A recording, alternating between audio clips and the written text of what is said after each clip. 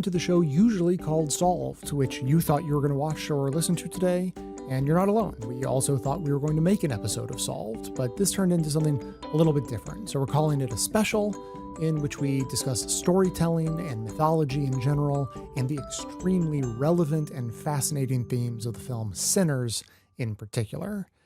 Because storytelling is the process by which humans attempt to understand ourselves, it is, by its nature, never-ending. So, unsurprisingly, we didn't really end up tackling, much less solving any problems today, but we may have found some comfort in the fact that humans continue to endlessly reinvent ourselves, to continue to find ways to feel alive, and that's worth a lot. My name is Jay, and our other resident solvers are Amanda, Deon, and Erin, who has returned this week, who will offer a greeting now. Hey there. Hello. How's it going? Welcome back, Erin. Glad to have you. We collectively produce the venerable, indispensable, not to mention award-winning podcast Best of the Left, where humans, that's us, curate progressive media on a chosen topic, creating episodes that are greater than the sum of their parts. On this show, we use those same curation skills to pull together stories and ideas that help us solve some of society's biggest problems. Today, we are looking at the foundational nature of storytelling as a way that humans attempt endlessly, over and over, forever, to understand ourselves and our place in the world and universe, both individually and collectively. More specifically, we'll be diving into some recent attempts to tell modern stories using very old concepts as the framework, which it turns out is itself a strategy for telling stories that connect deeply with people. So consider this a spoiler alert in reverse chronological order for the new film Sinners and the ancient Greek mythical explanation for why we have seasons. But that one's like thousands of years old. So if you haven't caught up by now, that's pretty much on you. It was once thought that humans were basically defined by our ability to use tools. But then we realized sort of embarrassingly recently that other animals also use tools. And so then we started thinking that maybe it's actually our ability to develop culture beyond just acting on instinct and sort of rudimentary forms of learning that make us who we are. And then I just read yesterday that there was a study that says that other animals also create their own cultures. It says, quote, according to the study, examples of animal culture range from a group of chimpanzees that have a tradition of wearing a blade of grass in one ear, very stylish, to female fruit flies that copy the mate preferences of other females. So we're not just talking about like our close neighbors in the animal kingdom here. So obviously we're running out of ways to make ourselves feel special, but we do still have the High School Musical. I don't think that any animals have been observed performing High School Musicals in the wild. And so we have that to hang on to. Amanda and I went to see the show Hadestown in the form of a high school production this past week. Teen edition of Hadestown. We are late to this party. This hit Broadway, I think, in 2019 and won a bunch of Tonys, and we just missed it. But quick overview, it's a modern retelling of two intertwined ancient myths. So the A story is the tragic love story of Orpheus and Eurydice that's doomed by allowing doubt to overcome reason. And then the B story is the myth of Hades and Persephone. And they're sort of like a modern couple in a partnership. Has anyone come across that term yet? I just learned this one. It's like married but living separately. And that got coined and a partnership. Get it? I didn't get it until you explained it. Oh, okay. Yeah. Thank you for explaining it. Okay, I'm glad. So Hades and Persephone, they are married, but they only live together half the year in the underworld. You know, Hades is the devilish kind of character. And because reasons, when Persephone is in the underworld, that brings about winter and all the plants die and all the food goes away. And then when she comes back up to the above world, that's when spring comes again. So traditionally, Hades is the king of the underworld and he rules the dead. But in the retelling, He's the capitalist owner of an underground company town where workers labor in terrible conditions to produce all things fossil fueled.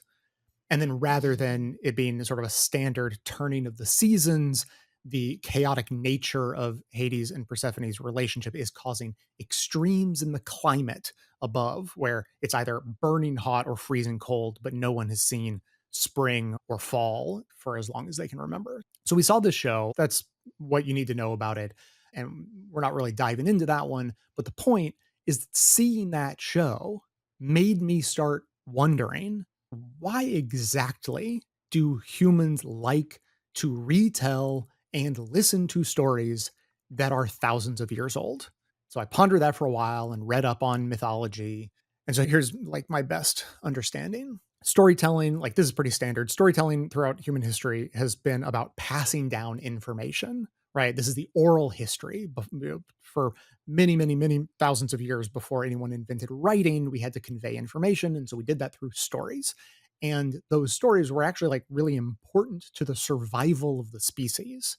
So examples are like what you should expect to happen in the world in your life, like the changing of the seasons, when food is going to be available after they invented agriculture, like when do you plant, when do you harvest, all that sort of stuff. Then there's like your community's historical record, you got to know that. And then just like personal life lessons, like how to comport yourself to be a good person or member of society and have things go well for you. So that's what all these stories are about. It's conveying that kind of crucially important information. And in order for that information to stick, it has to be memorable. So that got me thinking about how memory works. And so, like, elements for making stories memorable is having things like recurring characters, recurring themes, and then having the stories be like wild and exciting so that it sticks out as like interesting. And maybe like 25 years ago, this is so old school, I listened to an audio course on memory, how memory works, how to improve your memory. And the only thing I remember about it is hooks, memory hooks. And the idea was like, if you want to remember things like a list of things, you create hooks that are based on a bunch of stuff you already know really well, like things that are just in your head and you don't have to think about them. And then you can attach new ideas to the hooks that you already have, right? So, a key detail of enduring useful mythology is adaptability, which means using these recurring characters and themes as hooks to which you can attach anything you want. And as time changes and culture changes, you can use these old ideas that people already kind of know to quickly and easily get new information across. And so, my favorite example of this is a mural I once saw, and it was Icarus. And so, just saying the word Icarus, like everyone knows the story of Icarus, you know what the lesson is, you know what the problem is. And so, this mural depicted Icarus as a businessman in a suit falling out of the sky, wings aflame. And as he falls, his human face is actually sort of peeling off to reveal that he's a robot. I was like, Mhm. brilliant. The story of Icarus is built in, the commentary on like modern capitalism and technology gets embedded. It's like a one frame comic that tells a whole story. And it's all because of the hooks that are already there. So that's my big news for the week. Like, I get it. I figured out mythology and human culture. Like, I checked that box and I was pretty proud of myself for that. So now, I'm easing us into our actual conversation today, and vampires are going to be part of it for sure. And so, just quickly reading from this article, Ancient Myths in Modern Times Illuminating Bygone Legends Through Technology. There was this little tidbit, which, like, look, this is an aside, but it made me think interesting things about modern conversations we have, like not even storytelling, just how shit spreads on the internet, basically. It says, urban legends too have become an integral part of modern mythology. Tales that once might have spoken of vampires now manifest in contemporary form through conspiracy theories and stories shared across the internet. These tales are a testament to the power of storytelling and its ability to evolve while maintaining its fundamental purpose to entertain, to educate, and to inspire reflection on the human condition. I haven't dug deep enough to know exactly what I think about that yet, but I wanted to mention it anyway. But my initial takeaway was like, people love bullshit. Like people love stories that even when they know they're not true, but that they point to something. So it's like a little while back we read an article about how people actually they share more fake news than they believe, which is interesting. It's like people know that a story is probably not true and they'll share it anyway online. And what the theory is that you cannot believe in the specifics, but believe that the fake story sort of gets at a deeper truth. So, mythologically speaking, a person in the Middle Ages, they might not have literally thought that foreigners suck people's blood, but they're like, well, they might as well. True enough. I'll share that story.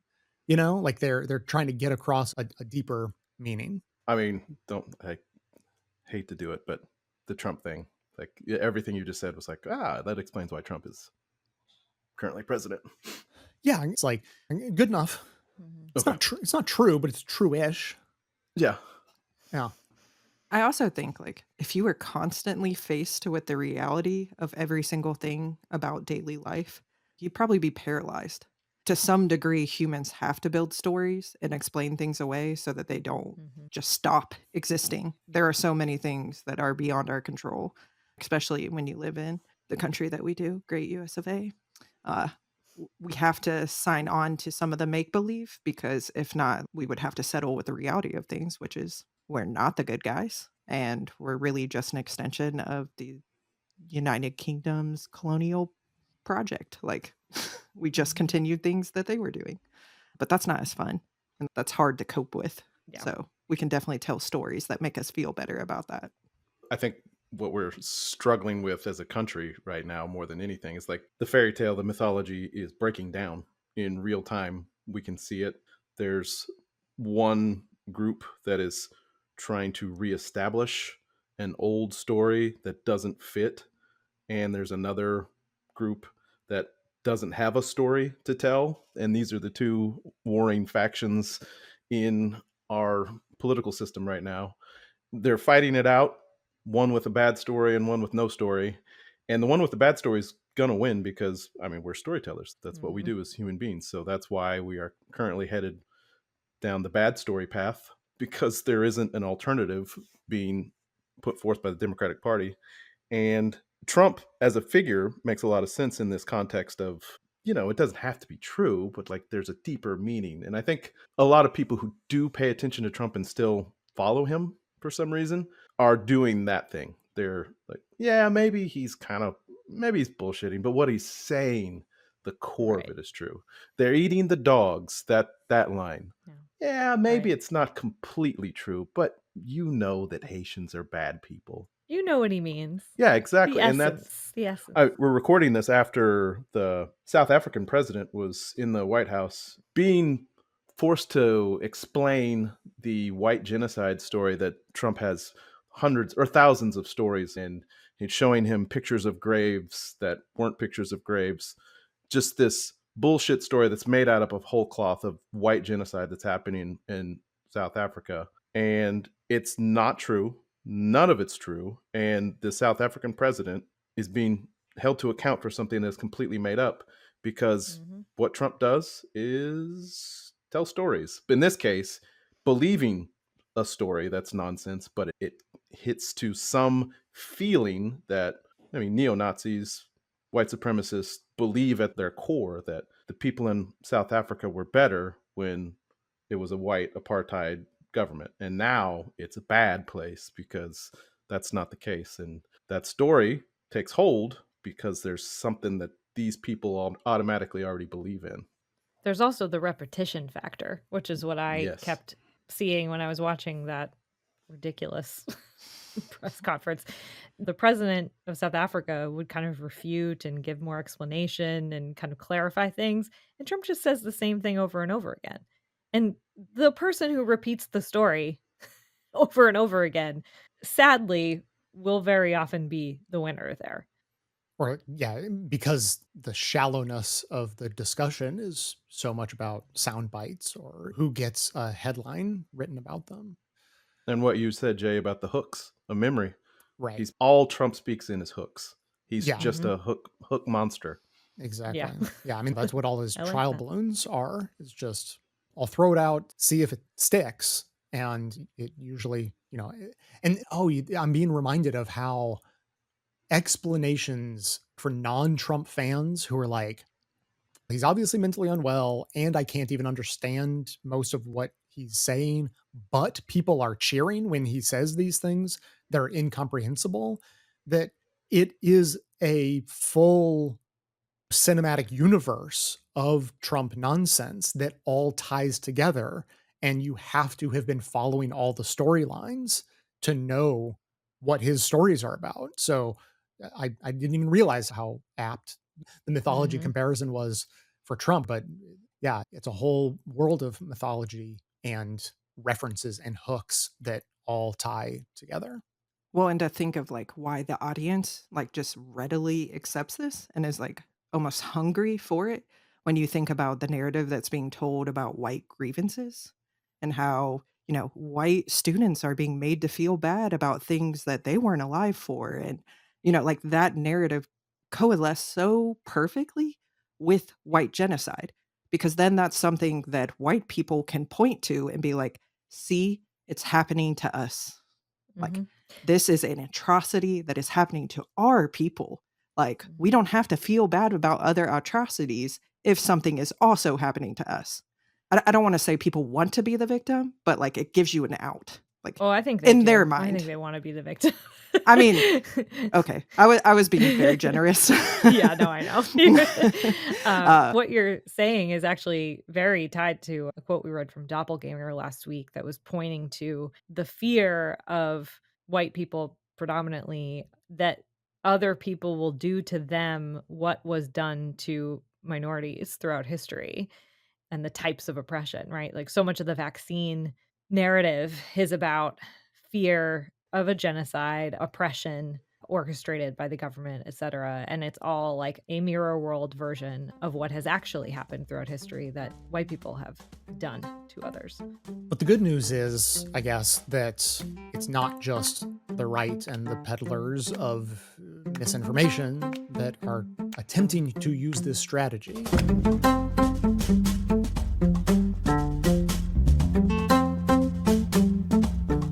So we're getting into the new film Sinners, which has been sort of a centerpiece of a lot of our off-air discussions.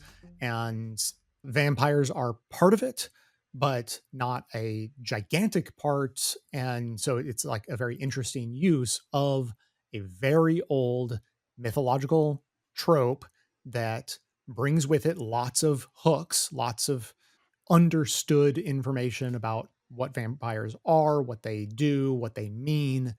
And they're actually like a very multifaceted symbol in these myths that have been told about them for hundreds and hundreds of years. Like just a super quick rundown of a few ways they get used is an exploration of immorality and the fear of death. There's the reflection of social fears. And this was an interesting one. Like vampires got used as stand ins for things like disease, like the Black Plague, and venereal disease was a big one. And so the article I'm referencing, it says disease and sexuality, and then those things get mixed together as well. And then vampires also are seen as symbols of desire and repression. So there's a lot of duality going on with vampires. And the one we're talking about today, I think mostly is the vampire as a metaphor for social and personal struggles. And the article says vampires often personify various social and personal challenges, including isolation, loneliness, and the quest for identity. Their eternal existence creates a profound sense of alienation, mirroring the struggles faced by individuals in contemporary society. So, Deon, you brought the film centers to us initially. Would you say that's a reasonable description of the vampires who exist in that movie? Absolutely. Like, it's been the way that the vampires were used, I think you could say hits a lot of those points. You could interpret it from a couple different points of view, but specifically the way this vampire story works is you start off with the original vampire, the one that can change other people, and then those vampire become part of his horde. It's kind of a, Star Trek Borg kind of situation. They all share the same memories. They all become kind of one. You can see in the story when the main vampire gets hurt, all the other vampires feel the pain. So it's kind of a horde. It is collecting experiences of other people into one thing. Yeah, a consciousness. A collective consciousness, yeah. And the way that is used in this story, I think, is kind of a metaphor for capitalism writ large, because this story is essentially about one character who is so artistically talented that he can pierce the veil of time and space and connect to the past and the future.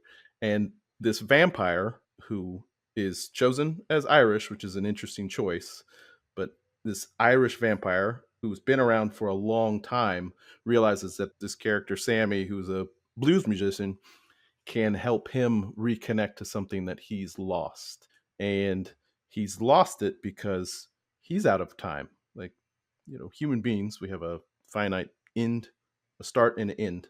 And he has gone past that, and he has lost touch with humanity. And he wants to pull that in and take it for himself and feel that. And I think capitalism does that with almost every piece of art. And ironically, we're talking about a movie that part of the discussion about the movie is how much money the movie's made, because we live in a capitalistic society. And that is as much of a discussion about what the movie is as what the movie is trying to tell.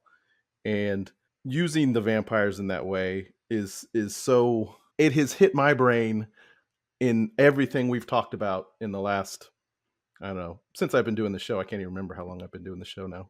2 months, 10 years, all my life. Who knows what time is? Because, maybe I'm a vampire and I've lost time. But like, capitalism kind of, it pulls everything in, and then everything becomes one, and it's just homogenous at some point, and it kind of loses all the things that make anything individual and unique. Once it is swallowed up by capitalism, it loses all that. And that feeling, I think, is something I've been trying to get at when we're doing these episodes, is in the background of almost everything we do on this show is capitalism, because this is the society we live in. And using the vampires as a metaphor, I think explicitly for that. I think maybe it's not explicit. Maybe it's just in my brain and I'm putting all my thoughts onto it. But that's a great way that this story can be used too. It's open for interpretation in a way that I think storytelling can do, and can lead us to bigger truths. And maybe we can use it to get to bigger truths in real life. These are times when I wish Deon and I lived closer, because I was noting and freaking out every time there was any mention of money, or like, because it is a theme. And like, I know in listening to interviews and stuff, one of the main things that was talked about is things that you see in this movie are there. And like, there may have been an intention, there may not have been, but because it reflects the society in which it's, being filmed in, right?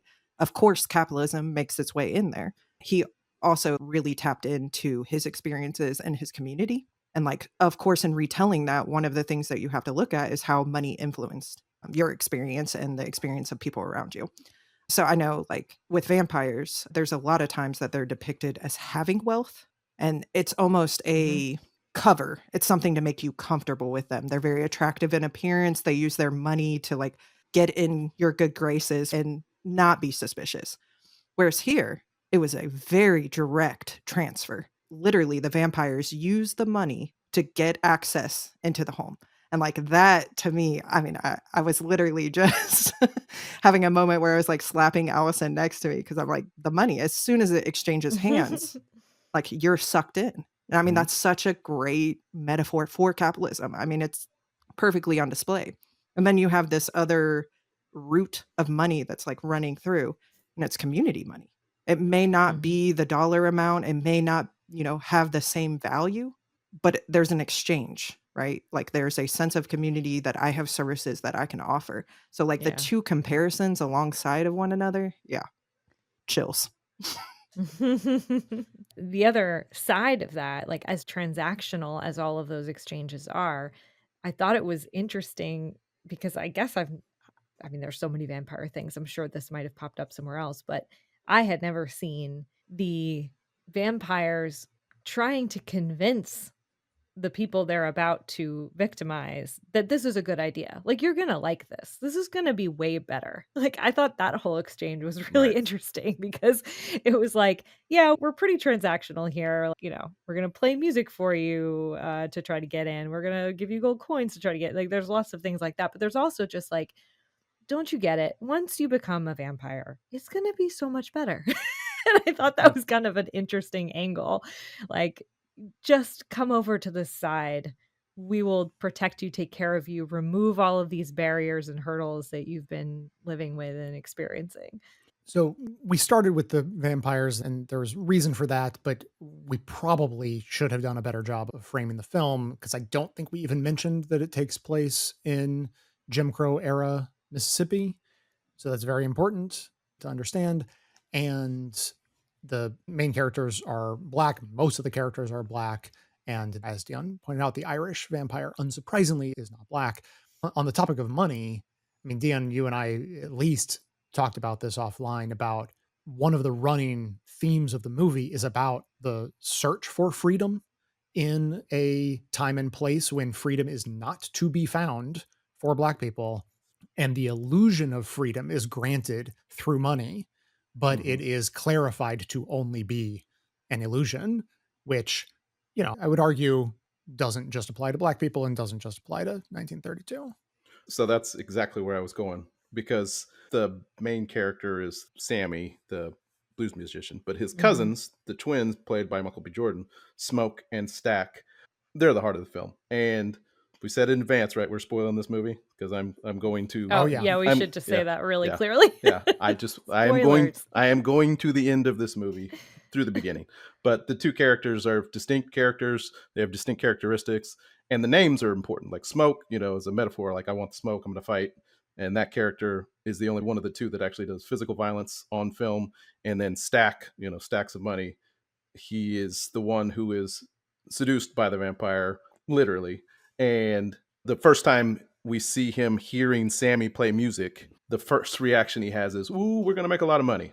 And the whole premise of the movie, it's set in a 24-hour period, is Smoke and Stack have come back from robbing gangsters in Chicago, and now they have some money because they were in World War One. They have a very specific set of skills that cannot be used in America in a positive way as a black person after World War One. They're very limited, so they used it to be gangsters in Chicago, and they robbed Italian mobsters and Irish mobsters, and their dress kind of shows that one of them looks a little more dressed a little Irish, that's Smoke, and one of them dressed a little more Italian, that's Stack. And Stack is the one that is really into the idea of the money. However, they have this stack of cash that they buy this location that they can have their own little setup, but they give it to what is revealed to be the Grand Wizard of the Ku Klux Klan at the end. So they gave their money to the Klan so that they could be free. Obviously, that is the opposite of freedom. And the character who is into the money is the one that becomes the vampire. He gives up his soul so that he can make money. And he's shown later, years down the road, and kind of a post credit scene that he's doing well. He's got the jewelry that shows that he's financially well off, but he's lost his soul. He can't see day. He's just living this rich, hollow life. And the other one, who doesn't lose his soul, is dead and gone, but his last scene kind of shows him going over into the next life, into the afterlife, because he hasn't literally sold his soul to the devil. Because that's another metaphor in this. The vampire kind of plays the role of selling your soul to the devil, like the music, like the Crossroads story of, I sold my soul to the devil. Now I'm really good at playing the guitar. That kind of fits Mhm. in. So the vampire is also the devil, and money being the root of all evil kind of fits that metaphor perfectly and is used in this way to show that just because, and what Amanda was saying, they're selling you the idea of becoming a vampire. Some of the stuff that they were saying didn't sound that bad. And Right. I think that's what capitalism does with all of us. Like, there are so many things in capitalism that they sound okay. And I think we probably should acknowledge that, because it's harder to fight an evil that you just try to paint as only evil, when clearly it's not just evil. It can be enticing. Well, and I just have to jump in and beat the same drum I always hit ever since I read The New Jim Crow. And the author points out that systems of oppression are never 100%, because if they were, they wouldn't be sustainable. There's always a trade off. There's always this feeling like maybe it's balanced, but it's not. I think I refer to them as, like societal crumbs or something. The idea of like, well, women get doors opened for them, or if they're on a sinking ship, they get to be saved first. That's what's trotted out as the trade off. Is like, no, it's just that there are places for different people in society. And based on your place, you get different benefits. And that was trotted out as a pretend version of equality, but of course not. That was the patriarchy, using mechanisms of the system to keep men in power, men with money, men having the jobs, men being in politics, all of those things, and women being oppressed. And so, I mean, that is how capitalism works, but that's how all those systems work. There's always trade offs. There's always this perception of like, well, that doesn't sound that bad. Like, well, okay. So if we go down this way, tell me about my benefits again. I'd be saved first if I was on a sinking ship. Oh, well, okay. I mean, that would be nice. And then that's how people get talked into like deep, deep inequality. I also like how the romantic relationships were kind of used to prop up what Deon just pointed to, like the difference in the two characters. Because when you think about it, like and we're going to talk about colorism, but the lighter woman, the white passing woman, if you will, is the one that ends up with Stack, is the one that also gives up her soul for eternity and like kind of brings him into it. Whereas the character that's more connected with ancestral knowledge and, again, like benefiting the community, keeping the community safe, she's the one that knows. Like, if I get bit, no, there's no fucking way. Like, take me out. I am not giving up my soul for this. And like the pair of twins, like they supposedly were led to believe get to live their eternity out, right? But it's a very different eternity, right? Like Stack and Mary get to live in the trash world that we're currently living in. And Smoke and Annie actually get that reconnection with their lost daughter, like that actual going home feeling. And I think that's like super beautiful, but like reiterates this point of, choosing to integrate into capitalism versus realizing that community and those connections and relationships is actually what's of value. And they also, just to say, the twins do have arguments about accepting community payment versus only accepting, US dollar cash.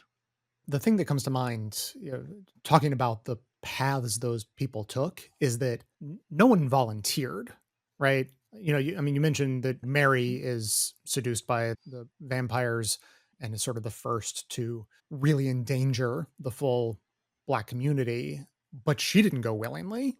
She struggled. She tried to run and was caught. And that, if it's going to be a metaphor for capitalism, that's the one that's fitting.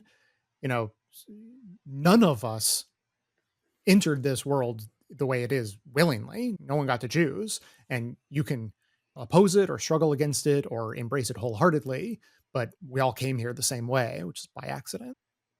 And that is true, but she also was pursuing money in the endeavor to go outside. Like it was a direct pursuit to money, which again furthers this capitalism framing.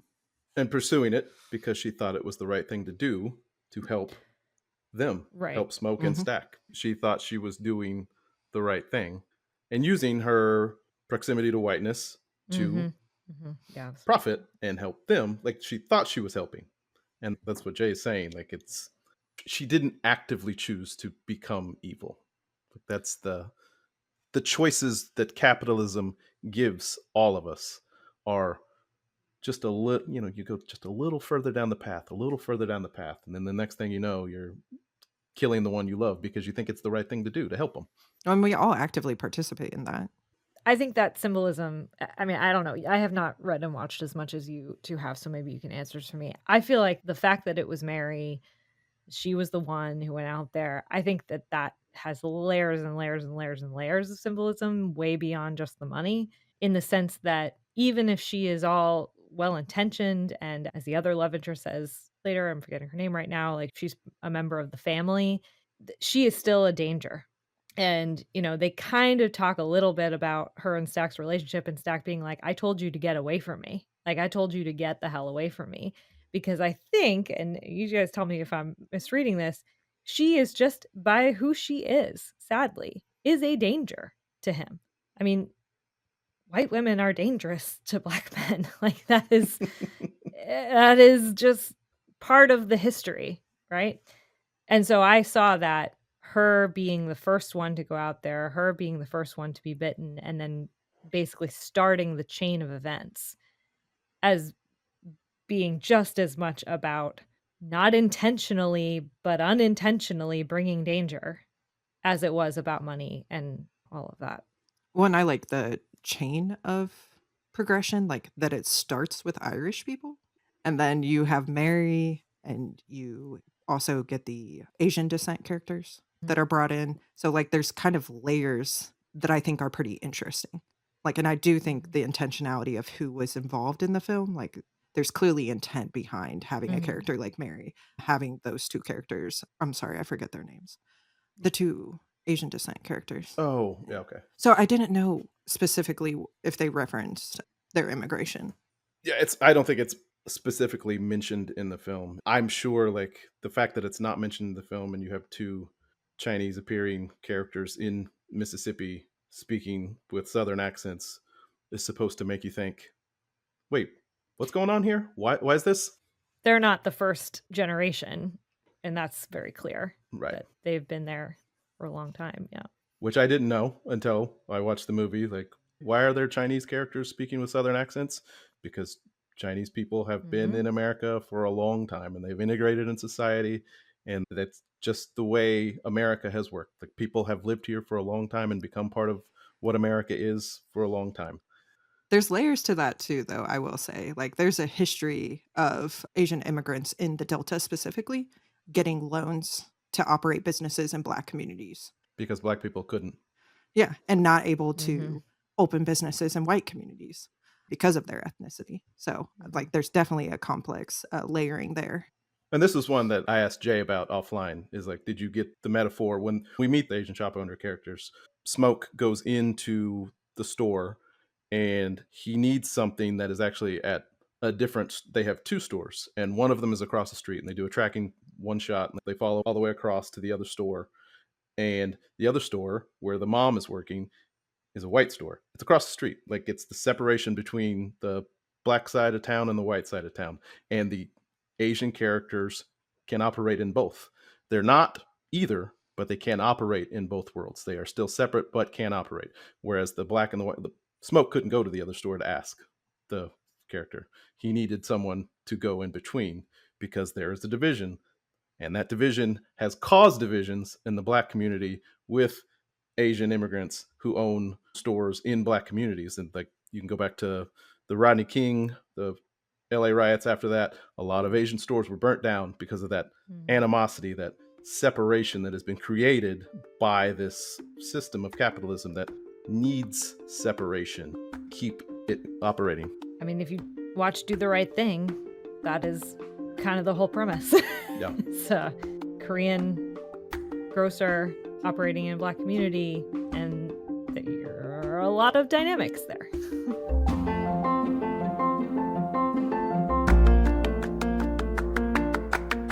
So Deon, as we were preparing, you sat around and said you wanted to talk about, I mean, maybe not directly from this article, but the headline sort of says a lot.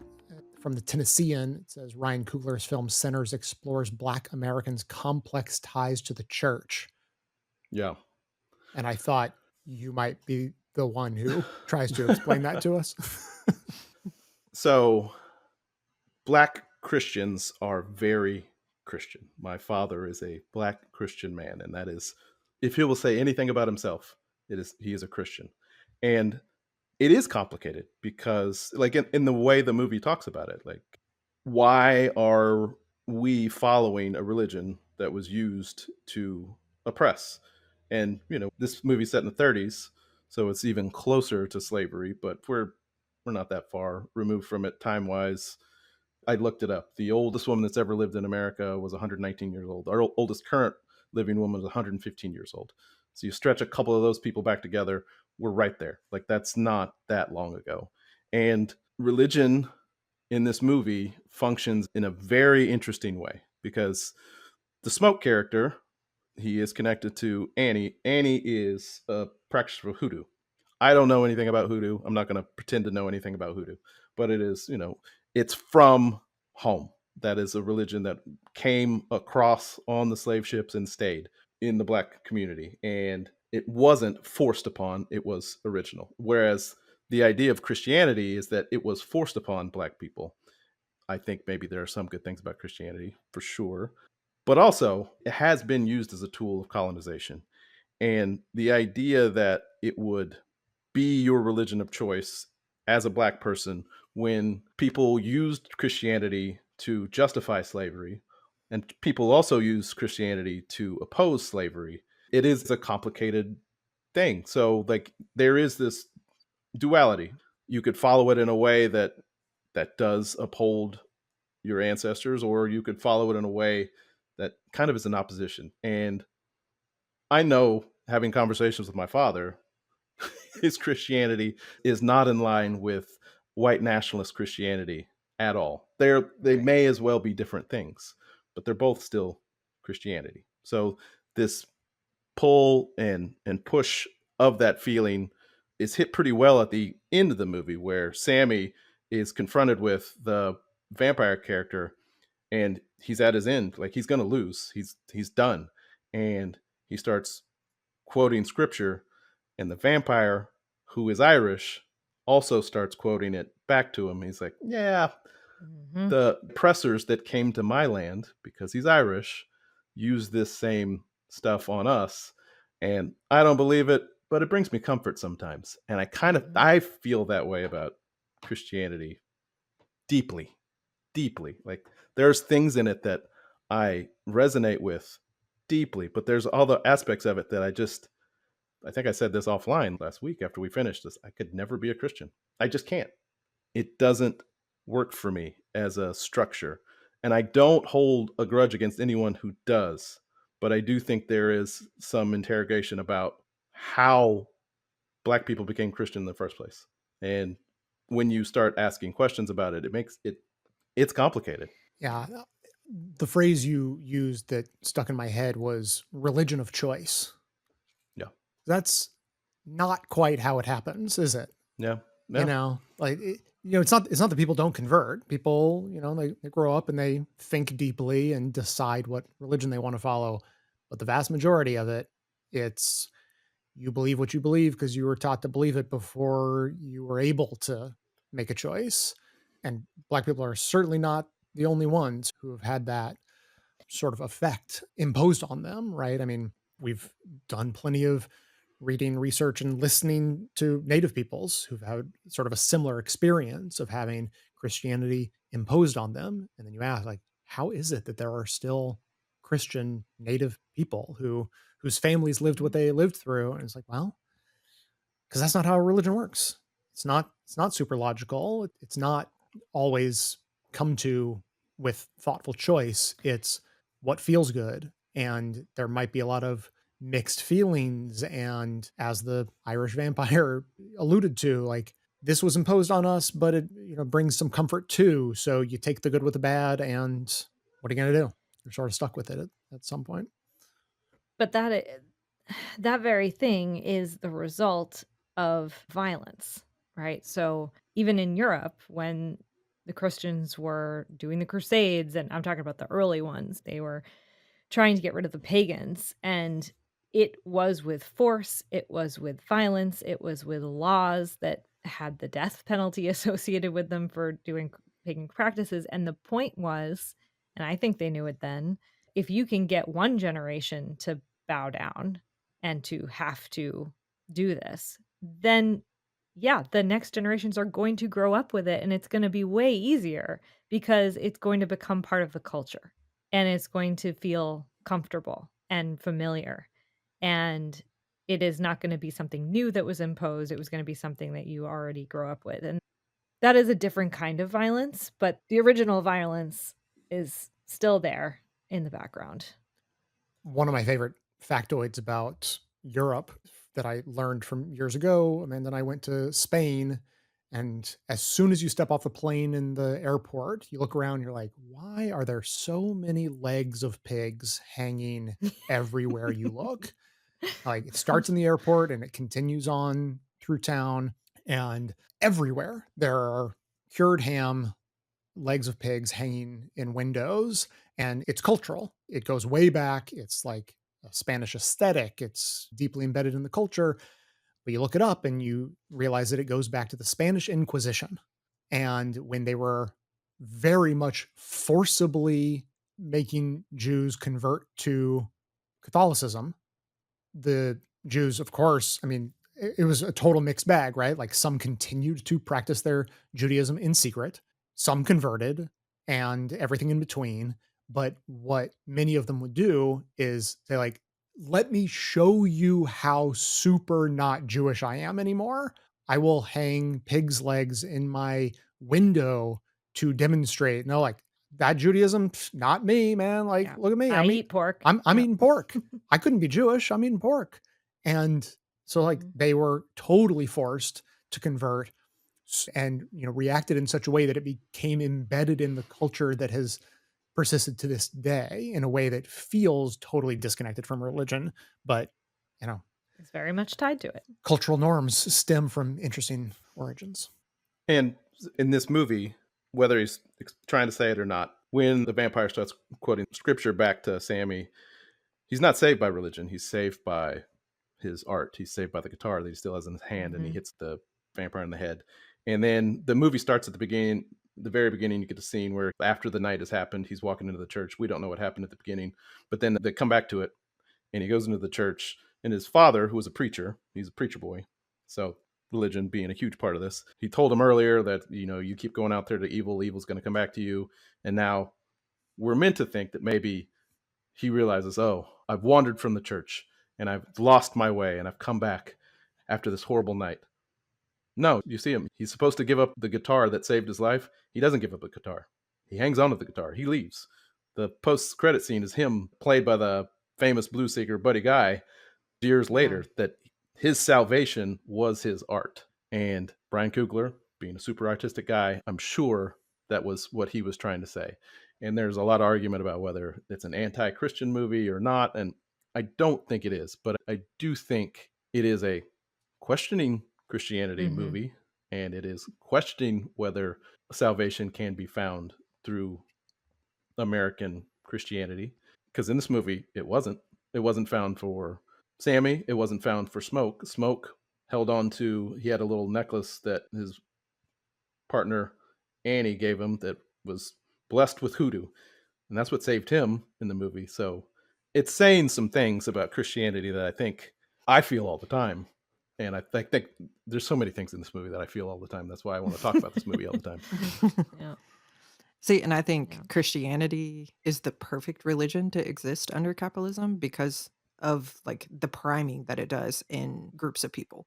Like that there is a subservientness that is preached. Like you need to serve God, like you need to serve this bigger purpose than yourself. So I think like Christianity and capitalism, like of course, go hand in hand, and that's why you see them in colonial projects. Like of course you need to have people accept that this is the way of life, and also that suffering is a part of it. Because like if you don't accept that suffering is a part of life, well, you might revolt, like you might push back, you might not accept it. So we might have buried the lead here a little bit. I feel like we dove deep, but if you didn't dive deeply, I think what you would hit on first is the metaphor of the vampires being, appropriators of culture. That's sort of the surface level stuff, right? Is the relationship, the contentious, intertwined nature of Irish folk music and history and Black folk music and history. And the Irish vampires are very much in, Deon, you pointed out to me, like, the main character is like super not racist. He's not about dividing based on race. He's all about incorporating everything into a, you know, Color one blindness. one Yeah, big exactly. colorblind slurry of collective consciousness, and it's sort of in an effort to reconnect with the humanity that he's lost. He wants that Black culture. Did I just explain all of it, or like what am I missing on that like relatively surface level analysis? Well, like the beautiful part of what the vampire collection was actually wanting and craving was something that the Black community already had. They were already meeting and coming together as one. They were already existing in a community that cared about one another. Again, the exchange of accepting different forms of payment and it being a collective mindset. And then like you have the great shit pile of capitalism that just sucks everything up. And like what? The promise of being a part of it, you too can join the suckiness. It isn't a good deal. And I think them kind of marketing it and selling it points out the ridiculousness if you were to be presented with capitalism. Like, would anyone actually choose this? Because if you choose this, then you have to continue to feed on others. Yeah, And that is the truth.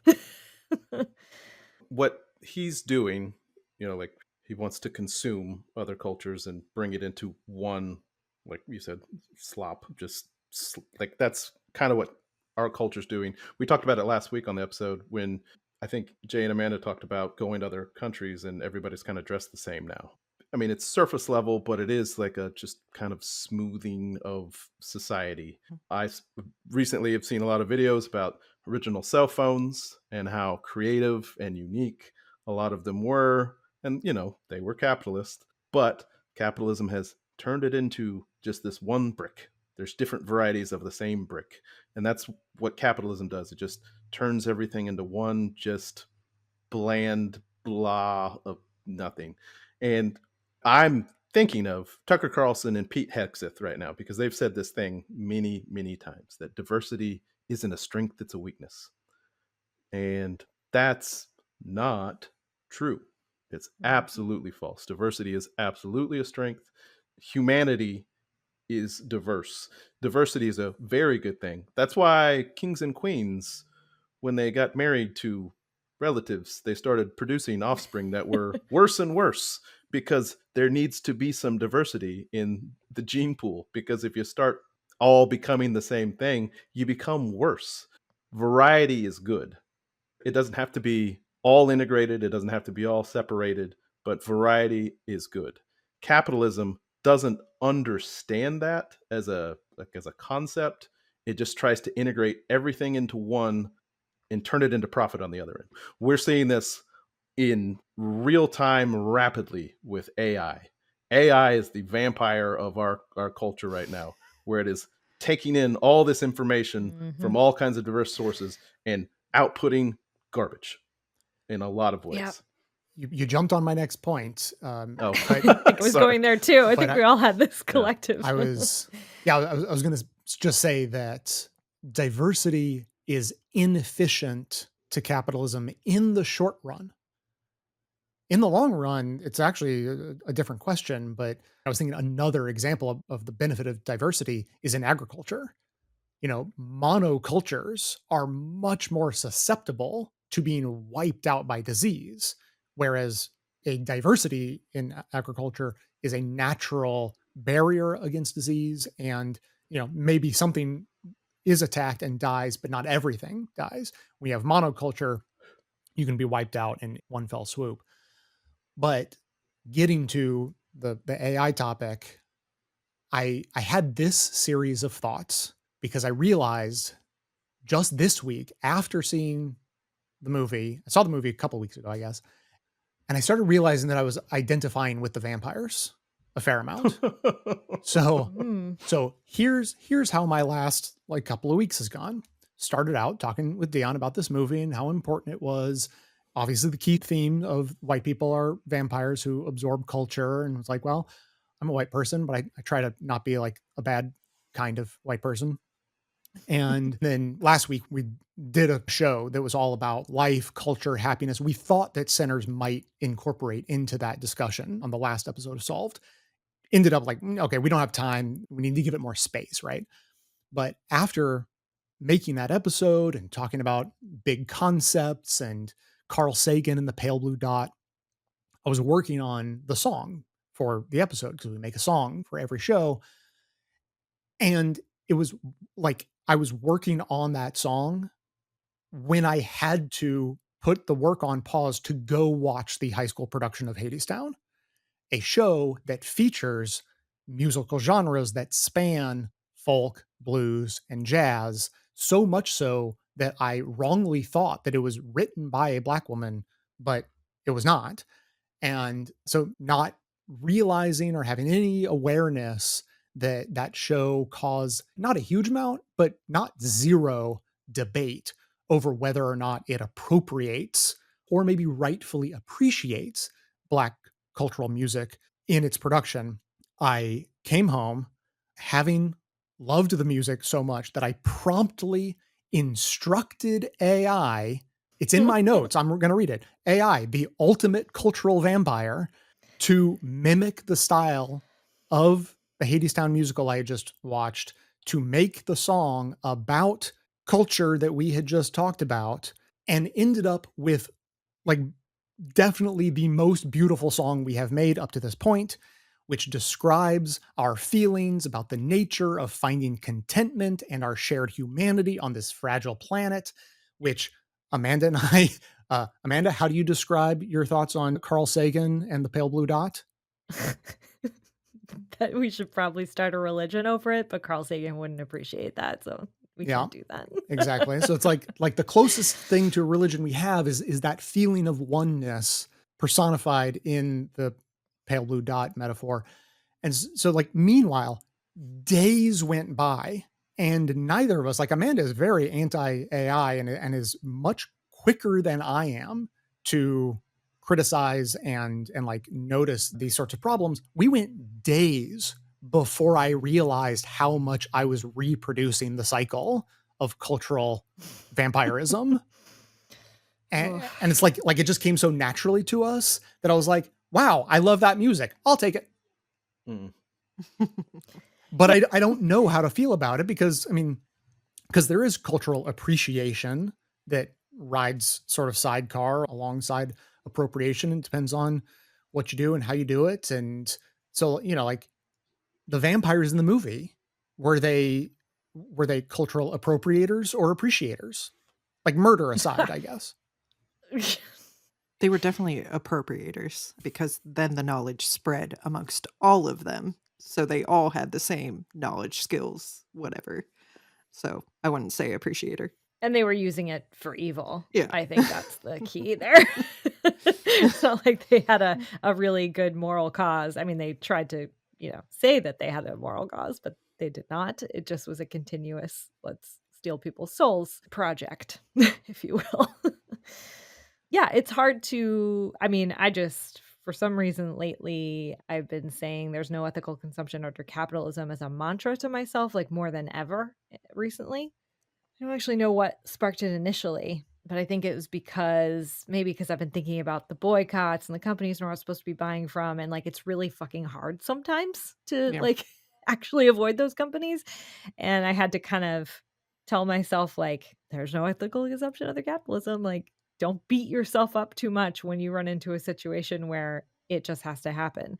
But we live in a complex world. I do really deeply hate AI, and yet I've listened to that song like, I don't know, 20 times since it was created. So I mean, I definitely have really deeply conflicting feelings, and I also think the other layer of that whole thing is that AI wrote this song with Jay's assistance about zooming way the fuck out and seeing all of us and all of our history and everything that humanity has ever done on this tiny speck floating through space. And that is, maybe Jay was expecting me to say this when he asked me what my actual feelings about Pale Blue Dot is. I feel that the description that Carl Sagan wrote about the pale blue dot is the only truth I have ever heard. That is actually how I feel about it. I don't think there's anything more I need to say. I think it's the only truth I've ever heard. And that conflicts sometimes with the fact that we do live in an extremely multicultural, diverse world. And so you have to balance the fact that we are different, like vastly different sometimes, and yet we are all the same. And so when you talk about the vampires and sinners, what they want is for us to be colorblind, all the same, absorb, absorb, absorb. And like, I do feel that that is not a good thing. I also think we're all humans. And we kind of need to remember that constantly. And so those two things need to live together at the same time. So, in this vein, where we're talking about appropriation versus, appreciation, I just worked on a eugenics episode, which uncomfortably connects to this in a lot of ways. Scientifically, we are all African. Like, that's a fact. Like, we have genetic markers that go back to the same source. Like, that's people. So, and relatively speaking, I read this from an article in Sports Illustrated.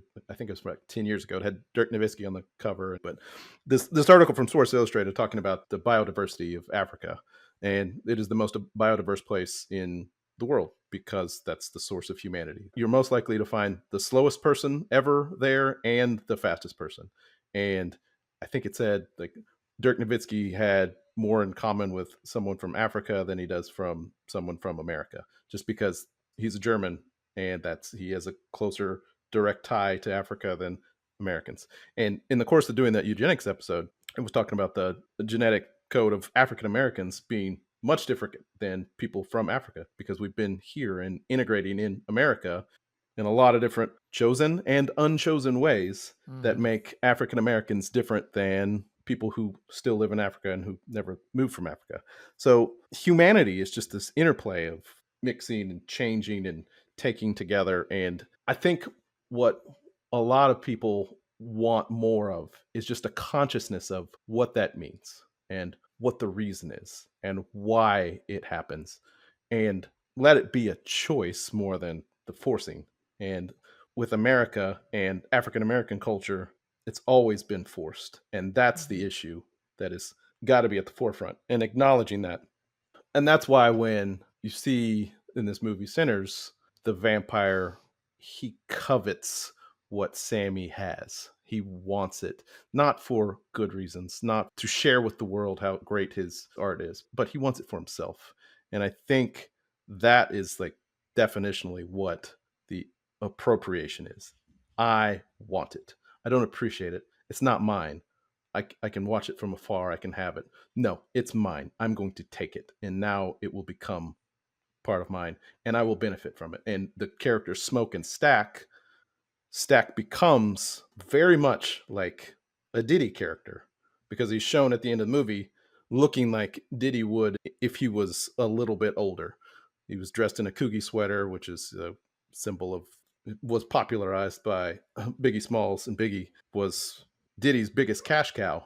And he took his music and made himself famous and made himself rich off of Biggie's art. And we don't have to go back into Biggie's art because it's very complicated and very not appropriate for 2025. But he took it and made it his. And that urge is not limited to white people or whiteness. It is an urge that is human, and Diddy personifies that. And he's going through a trial right now where all kinds of awful things are coming out about him. And I think a lot of those awful things coming out about him are either, you can do chicken or egg with this.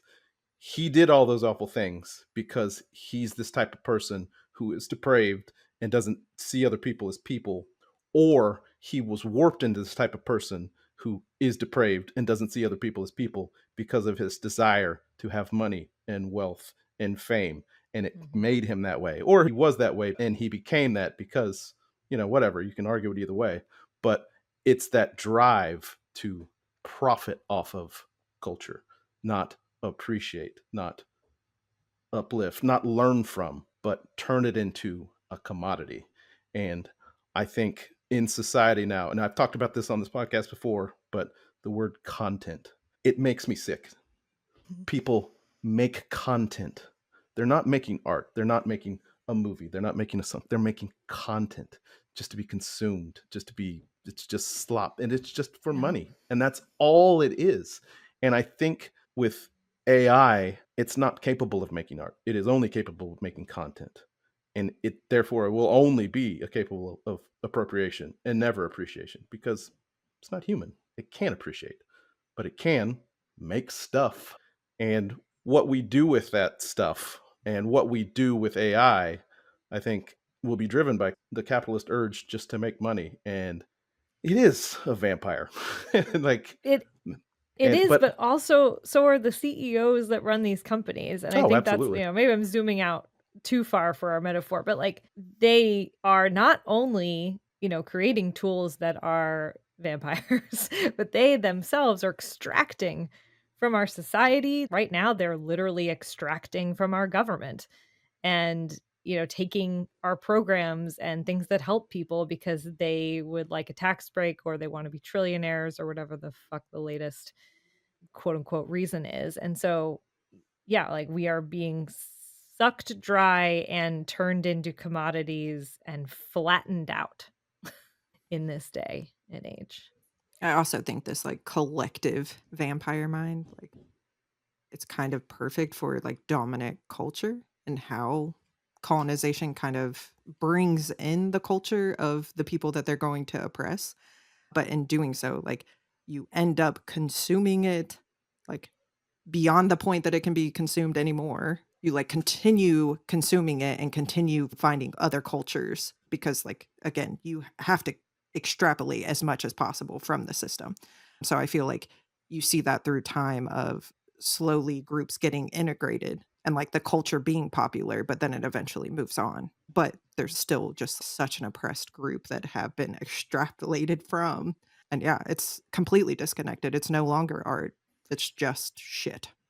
I did some thinking in the last week. I mentioned in the previous episode about a unnamed comedian who I wish I knew their name, but it's a Canadian comedian who had a very disturbingly deep joke that maybe white culture is cultural appropriation.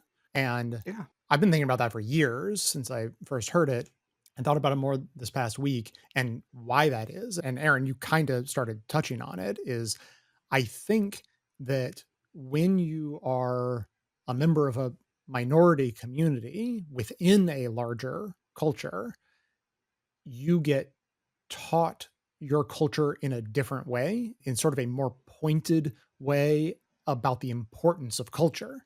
Because when you're in the dominant culture, you don't have to be taught that. You don't have to be taught that culture is precious. You don't have to be taught that culture is maintained thoughtfully. Because if you're a part of the majority culture, you don't have to worry. Your culture is not going anywhere. So obviously, it's not like white people in America, members of the dominant culture, it's not like we don't have our own culture, but it's so much more the water we swim in. I mean, going back many years, Tim Wise is a white anti-racist educator, and he wrote about how white people don't think they have culture. When they imagine being a member of another race and what that might be like and what benefits there may be in that, it's that like, wouldn't that be nice to be a member of like a close community or to have like deep cultural ties? Because as a white person, I don't feel that. I don't have that. That's the general sort of white feeling in the US. So when you have that like very loose attachment to the culture that you actually are a part of, it feels less precious, and therefore consuming other people's culture or appropriating other people's culture feels less transgressive because you don't have a sense that it's deeply important to other people because you don't have a sense that yours is deeply important to you. So anyway, that was a thought I had about like, yeah, why does it come so easily to white people? I mean, like I don't do the types of things that make the news, like wearing Native American dress or whatever. Like I don't step that far into the bad zone, but it's a spectrum of the type of appropriation people do and why. And I can kind of resonate with not getting it. And as for the AI songs, I mean, I'm hoping this doesn't sound super defensive. It's literally just as we started doing them, I went through this whole thought process of should we do them? I'm conflicted in all kinds of ways about AI in general and how music gets used. And if we end up floating into realms of, I mean, I don't know that I thought that much about cultural appropriation at the time. It was more about AI. And where I ultimately came down on it was that we are communicators at our core. I mean, you could say that we're podcasters, but we're expanding into YouTube and like broadly we're communicators. We're trying to get ideas across. And we have the sense that the world is in a super sort of exceptionally fucked up place right now. And so as communicators trying to get ideas across, I was like, I'm willing to, I mean, sort of circling back to the capitalist allure of like, you can just go a little bit more down this road. And if you don't go too far, then it's okay. And that's sort of how this feels. But like, we're not doing this show because we're expecting to get rich. It's, we really do want to get ideas out. And Hang on, what? well, that's the only reason I'm doing the show. I mean, I was like, I just like talking to the three of you. So, so nice. I guess it's a mixed bag. So it's like we're trying to get messages out. I kind of feel like we need to throw everything at the wall and see what sticks. And if someone's going to listen to a song and it resonates with them, then cool. Like music resonates with people. It's a tool. It's the way, mythology gets used and reinvented over and over again because it helps things stick in people's heads in a way that people having a conversation for 90 minutes doesn't. And feeling things that are hard to articulate sometimes. That is certainly how music speaks to me. And then my last thought on the music is, so maybe maybe a year ago, I mean, we've been talking about AI and particularly Amanda's disdain for AI for as long as we've been having conversations about ChatGPT coming on the scene. And what always stuck in my head was Amanda saying like, I don't give a shit what AI thinks about human culture or what's going on in the world because it doesn't think anything. It can't think anything. Why would I care what it has to say?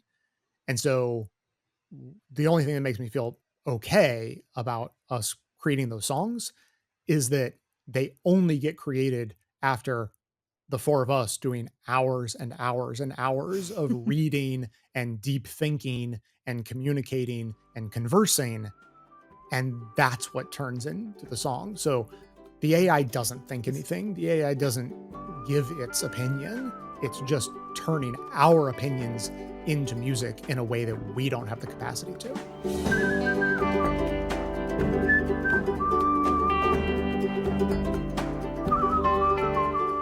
I think this is a really good time to talk about the blues. I don't know if anyone else is feeling that. Oh, good. Deon feels that. Yeah. Because I was thinking about the scene from Sinners that really, there were like 3 scenes in particular from that movie that really stuck with me. And this was one of them. It's when Delta Slim, who's the old timer blues musician, is in the car with Sammy and Stack. And he is telling a horrific story about a friend of his who was lynched. As he is telling the story, he's kind of vocalizing, in an emotional way. And that vocalization turns into music in this unbelievably seamless, give that man an Oscar way. And people can tell you how the blues started and where it was born from and all those things, but really if you want to understand it, I think that one scene tells you everything you need to know. And it almost got cut from the movie. Oh, good tidbit. I didn't know that, and that would have been terrible. Like, The actor I mean, I wouldn't have himself known it, but advocated for it to stay in and, like, oh my talked god. about the importance of it. Oh, yeah, I'm he's so glad.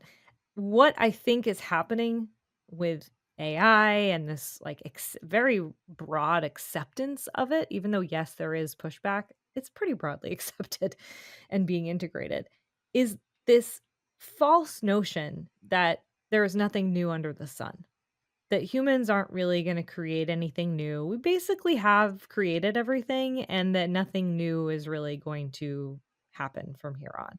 And so we have all the music genres we're going to have, and we have all the ways of playing instruments that we're going to have, and we have all the ways of making movies we're going to have, and all these kind of like just like this bizarre attitude as though we're done culturally. We just did it all. And everything now is just an iteration of something else. I find AI itself and the acceptance of AI like a really cynical view of humanity. Because we've been around for a few thousand years, like we've done a lot of things in that time. And while yes, things have been changed and built upon and expanded upon, like there are still new interesting things that humans are doing coming from really important places of empathy, emotion, evolution in terms of how we understand our world and our place in it. Like that stuff is still happening. And the articulation, if you will, of where the blues comes from in that scene got me thinking about like that could happen again, if that makes sense. Like there is nothing about this world that makes me think that we won't need something like the blues in a completely other form, in a completely other for a completely other reason at some point in humanity's future. And AI's absorption and spitting out copies and imitations is sort of this idea of like, we've already done all the hard work, just let AI spit out more of it.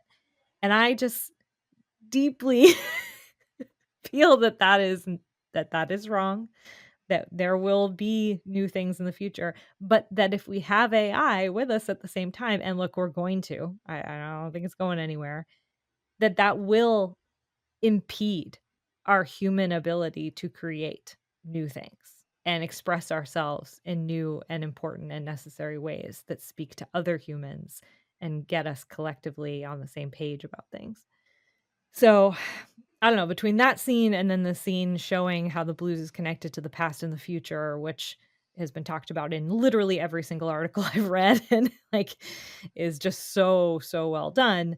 This movie does things way beyond the script, which I feel is why it's important to see it, because it is doing something new. It is doing the very thing that our society has kind of been cynical about and being like, everything's the same. It is new and interesting and different while using old themes and mythology, but it creates something entirely new. And I guess that's the point. And on that theme of the music in the movie and how important it is, I think it's important to point out that Ryan Coogler's partner in all of his movies so far, who makes his soundtracks, is a guy named Ludwig Göransson, who is not American and not black. So when we're talking about appreciation and appropriation, I think that's the line. That guy is an appreciator. Like he wrote a soundtrack for a movie called Black Panther that made $1 billion, that has black superhero, and it made it seem like Wakanda seemed like a real place in Africa. And the guy who made the music is not African. He's a white guy because he deeply understands and appreciates the music and deeply understands and appreciate his friend Ryan Coogler. They have a partnership, and it's not a like 6 months a year they hang out. Yeah. Oh, sorry. But he has a partnership, but he's not the vampire in this.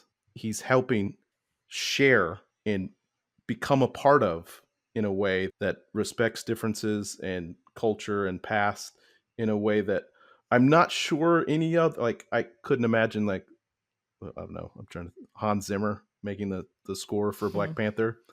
I don't think that would go well. I don't think if Hans Zimmer made the score for Sinners, this movie would be good at all, let alone it would hit the same themes. But it is interesting to have that dynamic at play behind the scenes in a movie that is saying what it's saying about capitalist appropriation. You just, Amanda, said that AI is being used in a way that kind of shuts off the possibility that something new could be created. I think maybe we shouldn't shut off the idea that maybe we could create something new with AI, because people are creative. People can do interesting things. But currently, it's only being used, I think, in the bigger, broader sense of just taking from other things and spitting out something else. But it could be used in a creative way. It could be used in a way that appreciates difference in culture and past. That is possible. Wouldn't say likely, but it is possible. Because humanity, I think, has a way of finding a way to be human in terrible situations. And I think that's like the story of the blues and the story of this movie.